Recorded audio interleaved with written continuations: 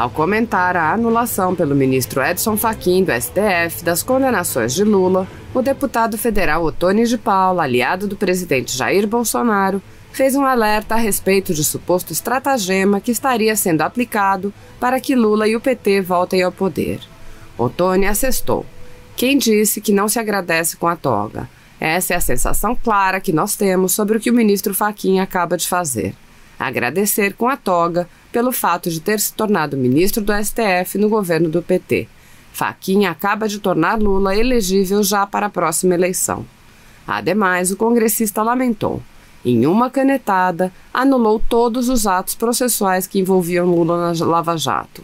Portanto, todas as investigações, tudo que se levantou contra Lula, sítio de Atibaia, tríplex no Guarujá, laços de corrupção que foram provados, tudo acaba de, em uma canetada, cair por terra."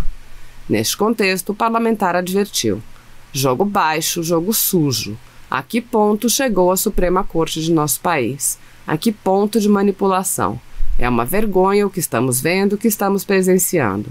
Precisamos que o Congresso se posicione para que tenhamos eleições transparentes em 2022. Isso aqui é Brasil, só quem mora aqui consegue entender a vergonha em que ele se transformou." Assista. Olá, campeão, olá, campeã. Quero pedir que vocês compartilhem esta live que é importantíssima. Pois bem, quem disse que não se agradece com a toga? Hein? Quem disse? Pelo menos é essa sensação clara que nós temos que o ministro Edson Fachin acaba de fazer. Agradecer com a toga o fato dele ter se tornado juiz ou ministro do STF no governo do PT. Edson Fachin acaba de tornar Lula elegível já para a próxima eleição. Edson Fachin, em uma canetada, anulou agora, em alguns minutos atrás, todos os atos processuais que envolviam processos de Lula na Lava Jato. Portanto, tudo aquilo, todas as investigações, tudo aquilo que se levantou contra Lula, todos os casos envolvendo o sítio de Atibaia ou o triplex no Guarujá, todos os lastros de corrupção que foram provados contra Lula, acaba de, em uma canetada, cair por terra. E qual é o jogo? E eu quero alertar o Brasil nesse momento enquanto você compartilha. Qual é o jogo? O Estadão, essa semana, já inventou uma pesquisa que mostra que, em todos os cenários, Lula tem mais condições de se eleger presidente da República do que Bolsonaro. Tudo estará armado, tudo estará preparado para um golpe. Quando ministros da Suprema Corte se colocam contra isto que geraria mais lisura, mais transparência para as eleições de 2022, gera em nós e nos dá o direito de entendermos que nós estamos diante de um jogo de carta marcada. Traz Lula de volta para o processo, torna o larápio do ladrão de 9 dedos participante de novo do processo eleitoral e começa a construir com os meios de comunicação a ideia, a falácia, a mentira para o povo de que Lula está bem nesse processo, de que as pesquisas estão mostrando que ele tem mais chance do que Bolsonaro. Quando as urnas se abrirem, a lavagem cerebral já foi feita na mente do povo brasileiro. Entenderam? Portanto, o que Fachin faz agora Não é nada de surpresa. O que Fachin faz agora é um ato combinado, que agora vai para o pleno e o pleno vai confirmar que Lula se tornou alguém elegível novamente. Que vergonha! Que vergonha! Que jogo baixo! Que jogo sujo! A que ponto chega a Suprema Corte do nosso país? A que ponto de manipulação chega a Suprema Corte do nosso país? É uma vergonha o que nós estamos vendo. É uma vergonha o que nós estamos presenciando.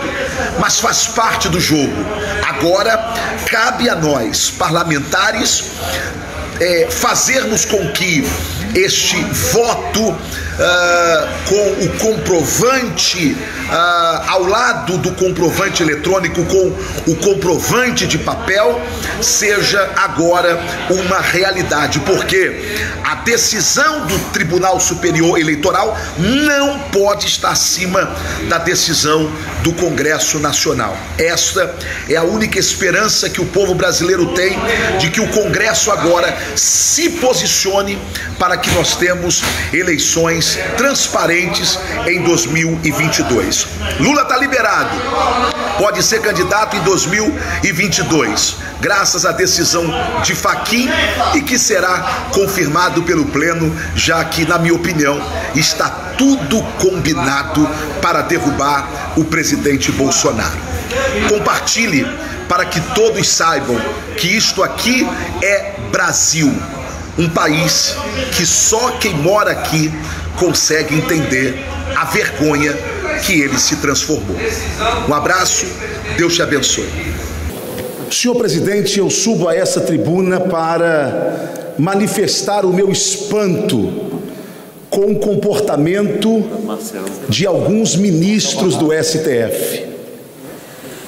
Para o meu espanto, à época da semana passada, do dia 19, quando esta casa se curvou a interesses fora desse ambiente e manteve a prisão do deputado Daniel Silveira, em uma entrevista, o ministro Marco Aurélio de Mello, abre aspas, ao ser perguntado sobre a não manifestação do presidente Bolsonaro do caso Daniel Silveira, disse o ministro, abre aspas, Bolsonaro está colocando as barbas de molho.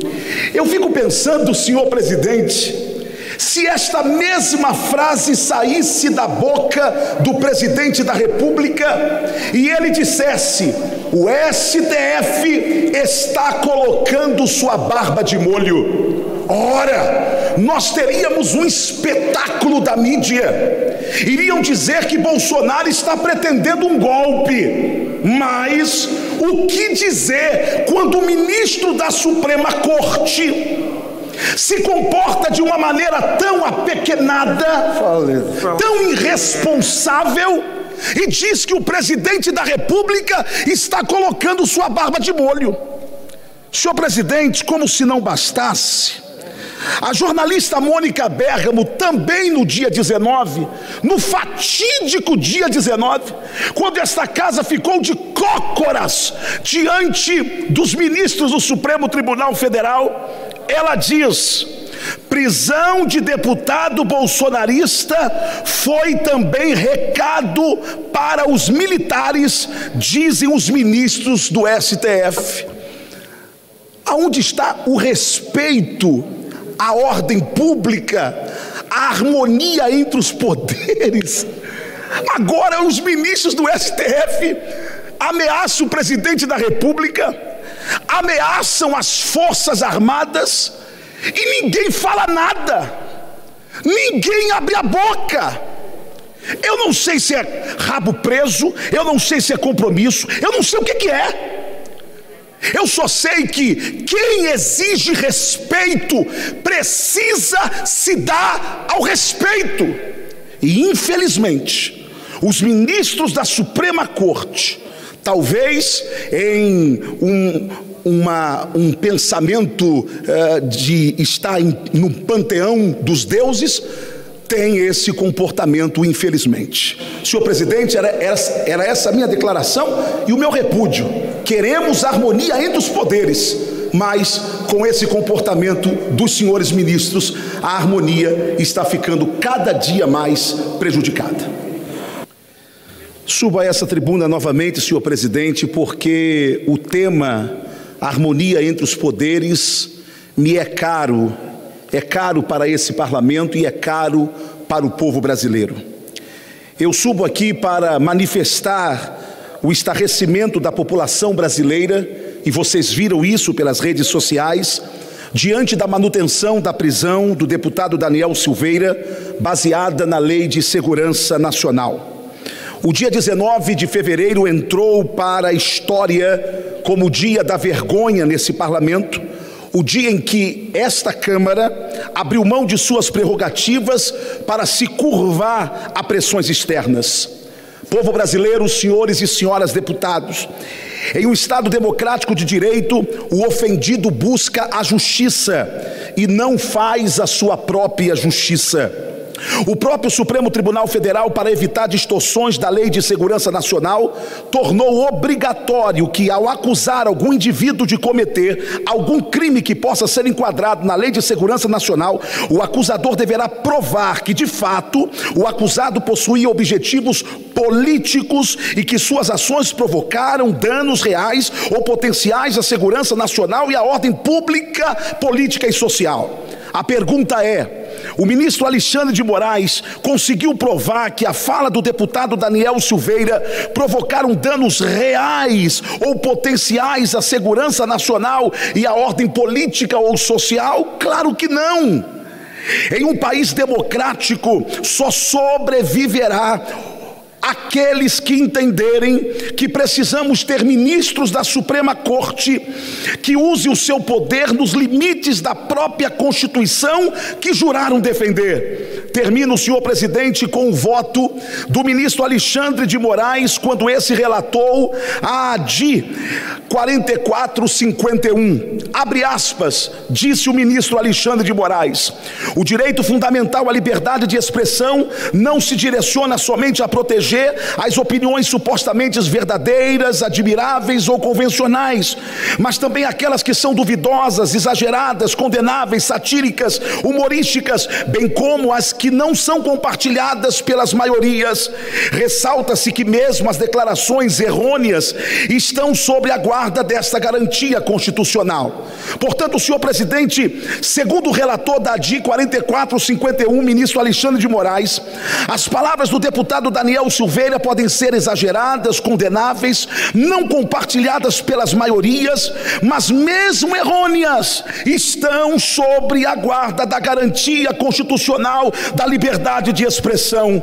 Senhor presidente, eu termino dizendo: é por isso que lutarei e continuarei a lutar para que o Supremo volte a ser respeitado como bastião da justiça e nunca reduzido a um panteão de deuses, pois há um único Deus e ele não julga no STF. Não se trata de uma guerra contra o Supremo, mas a favor da democracia. Liberdade ao deputado Daniel Silveira, não a cassação de seu mandato e não a sua inelegibilidade. Estas são as minhas palavras, senhor presidente.